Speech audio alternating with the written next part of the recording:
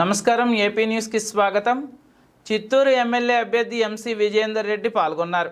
ఈ సందర్భంగా ఆయన మాట్లాడుతూ వైఎస్ జగన్మోహన్ రెడ్డి బీసీలకు పెద్దపీట వేశారన్నారు।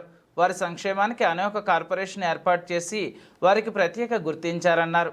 అదే విధంగా చిత్తూరు జిల్లాలో 2 ఎమ్మెల్సీ పదవులను సైతం బీసీలకు కేటాయించారన్నారు। రాష్ట్రంలో కూడా బీసీలకు ముఖ్యమంత్రి జగన్మోహన్ రెడ్డి మొదటి ప్రాధాన్యత కల్పించారన్నారు। చిత్తూరు నియోజకవర్గం జాతీయ రహదారులతో అనుసంధానం చేసి ఇండస్ట్రియల్ కారిడార్గా ఏర్పాటు చేసి ఉపాధి ఉద్యోగ అవకాశాలు కల్పిస్తామన్నారు।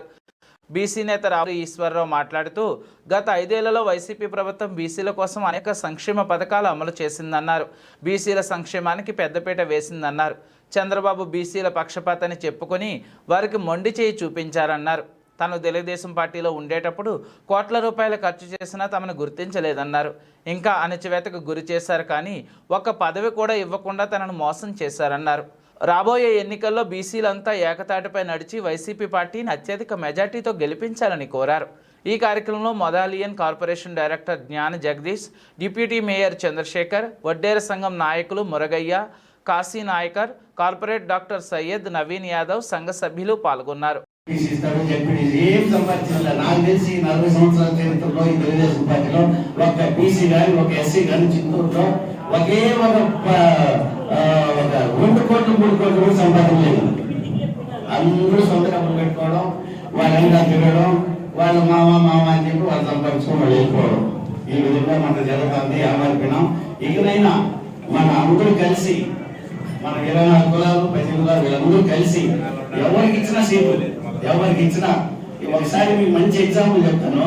మన గోపినాథ్ గారు ఎమ్మెల్యే టికెట్ ఇచ్చినారు, ఆయన అపోజిషన్ క్యాండిడేట్ ఇప్పుడున్న లీడర్ ఆయన దొరబాబు ఆయనకి ఇచ్చినారు। అప్పుడు గిన్నీస్ బుక్ రికార్డ్ చేసేది NT Rama Rao, Guinness book record అయింది, దాని తెలుగుదేశం స్టేట్ అంతా వచ్చింది।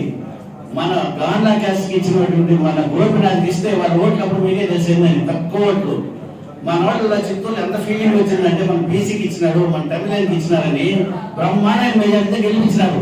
ఆ ఒక్కసారి చూడటం మనకి ఈ రోజు ఖచ్చితంగా మన విజయానంద రెడ్డి గారు బీసీ కాకపోయినా మన అందరూ కలిసి మన మేలు జరిగిందని మీరు అందరూ ఆలోచిస్తే మాత్రం బ్రహ్మాండ మెజార్టీతో కలిసి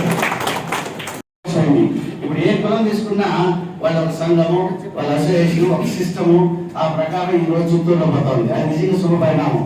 కాబట్టి దీన్ని అన్ని కలపాలి మనం, ఈ 18 కులాలు 24 కులాలు కలుపుకుంటే రేపు మనం ఏమనుకుంటే అది 100% జరుగుతుందని కూడా నాకు చాలా నమ్మకం ఉంది। ఇదే విధంగా మన వాళ్ళని చాలా మంది ఆహ్వానిస్తారు। నేను ఈ 15 రోజులు చూస్తాను ప్రచార కార్యక్రమం మా నాయకులు బ్రహ్మాండంగా వాళ్ళ ఖర్చులు పెట్టి వాళ్ళ ఏరియాలో ఆనందంగా చేస్తా ఉన్నారు। అవతల వాళ్ళు ముందే ఖర్చులకు డబ్బులు పంపించి, మాళ్లకు డబ్బులు పంపించి, శాలవలకు డబ్బులు పంపించి వాళ్ళు చేసుకుంటున్నారు। మాకు వాళ్ళకు పొంతనే లేదు। ఇది అభిమానంతో చేసేది, అది ఆదాయంతో చేసేది, దీనికి దానికి సంబంధం ఏముంటుంది?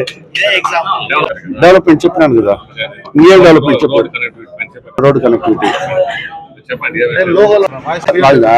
ఇప్పుడు చిత్తూరు ఎక్స్ప్రెస్ హైవే చెన్నై బెంగళూరుకు ఉంది, దానికి కనెక్టివిటీగా పోర్టు కనెక్టివ్ ఉంది, దానికి లింక్ మొత్తం చిత్తూరుకు సంబంధించిన లింక్ రోడ్లు ఏదైతే ఉంటాయో అవన్నీ డెవలప్ చేసుకోవాలా। అంబేద్కర్ భవన్ దగ్గర ఉన్న ఫ్లైఓవర్ రైల్వే బ్రిడ్జ్ ఉంది, దానికి ఫ్లైఓవర్ లింక్ తీసుకోవాలా। ఆ లింక్ తీసుకుని రెడ్డిగుంట వరకు పోయే విధంగా అక్కడ డబల్ రోడ్ ప్రిపేర్ చేయాలా। అదే విధంగా శాంబాయికంట వై జంక్షన్ నుంచి కట్టమంచి వై జంక్షన్ కూడా నేషనల్ హైవే రోడ్ లాగా కావాలా। అదే విధంగా ముర్తంపట్ట బైపాస్ లో నుంచి సవటపల్లి మీదుగా అక్కడ సంతపేట పోయేది కూడా బ్రహ్మాండంగా నేషనల్ హైవే లాగా రావాలా। చిత్తూరులో ఎక్కడ కానీ కనెక్టివిటీ రోడ్లు అనేది హైవే లాగా వచ్చేసిందంటే చిత్తూరు ఎక్స్పాండ్ అయ్యి ఇన్ఫ్రాస్ట్రక్చర్ అనేది ఆటోమేటిక్ గా డెవలప్ అవుతుంది। అది